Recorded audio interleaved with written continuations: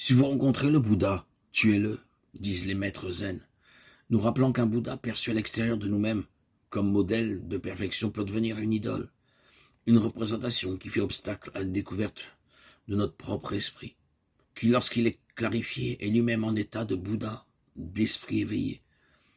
Et si vous rencontrez le Christ, ne le tuez pas, faites mieux, mangez-le. C'est lui-même qui nous le demande. Il prit du pain, il rendit grâce, le bénit en disant « Prenez, mangez-en tous, ceci est mon corps. » Il prit la coupe, remplie de vin, il rendit grâce, la bénit, disant « Prenez, buvez-en tous, ceci est mon sang. » Le pain et le vin à l'époque du Christ symbolisaient la praxis et la gnosis, la pratique, le pain, et la connaissance, le vin. Jésus nous invite ainsi à vivre comme il a vécu, à aimer comme il a aimé, et à contempler comme il a contemplé. À contempler la source, le principe qu'il appelle son Père. Il s'agissait d'assimiler la pratique et l'enseignement du Christ, de manger son pain et de boire son vin afin de lui devenir consanguin, et de témoigner dans un corps semblable au sien, d'un Saint-Esprit semblable au sien. Où commence le ciel, où finit la terre dans un regard d'enfant. Noël, est-ce la fête de la dinde ou de l'incarnation, des sapins multicolores ou de l'étable nue? Faut-il célébrer la fête par le vide ou par le cotillon? S'interroger ainsi, c'est de nouveau se prendre au piège des dualismes et des culpabilisations, alors que Noël est la fête non-duelle, par excellence.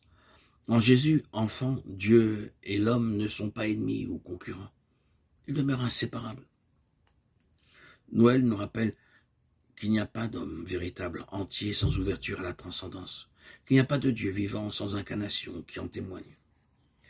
Il fallait bien, pour célébrer cet instant de noces, un nouveau calendrier, l'inauguration d'un nouveau temps, un temps plus que réversible, pour eux, capable de demeurer ouvert au non-temps de l'éternel. Où commence le ciel, où finit la terre, dans un regard d'enfant.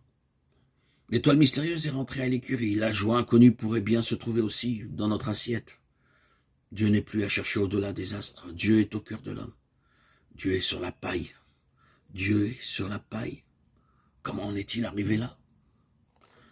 Pour trouver la grande cause d'aussi grand effet comme dans les romans, il faut chercher la femme. Toutes les questions spirituelles, éternelles et charnelles gravitent autour d'un point central auquel je ne cesse de penser et qui est la clé de toute ma religion. Ce point, c'est Marie, disait l'inspecteur Charles Péguy.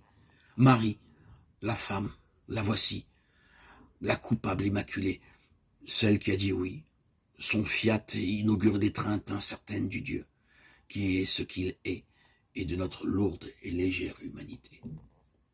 Le fini et l'infini, le créé et l'incréé, la forme et le sans forme, ne peuvent plus être séparés. Cela ne s'est pas passé autrefois. L'incarnation continue. Quelque chose en nous, de bon, d'innocent, d'immaculé, continue de dire oui à l'incompréhensible amour. L'homme est capable de tous les crimes. Il est aussi capable de Dieu, capax Dei, ce beau vieux nom donné à Adam.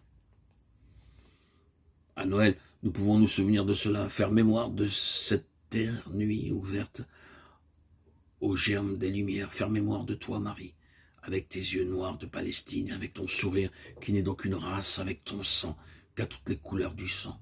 Et puis, marcher à dos d'âne vers l'étable, où vont tous les êtres, vers l'étable, où se forgent dans les étincelles du temps l'espace d'un enfant éternel.